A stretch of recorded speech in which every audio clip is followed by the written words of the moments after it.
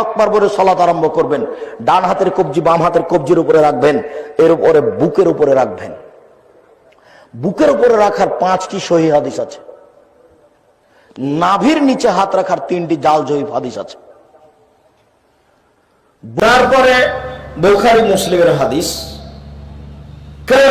বলেন বুকের উপর হাত বাঁধার সহিহ হাদিস আছে, কিন্তু আমি হাদিসের সনদগুলো দেখেছি, এমনকি বুখারীতে হাত বাঁধা ছাড়া কোনো স্থানে হাত বাঁধতে হবে এই সম্পর্কে কোনো সহিহ হাদিস নেই। আপনার মত কি?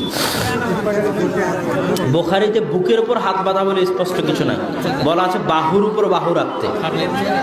আর বুকের উপর হাত বাঁধার এক বাক্যে একটাই সহিহ হাদিস এরকম নাই। বুকের উপরে রাখার 5টি সহিহ হাদিস আছে। নাভির নিচে হাত রাখার 3টি জাল জয়ীফ হাদিস আছে। কি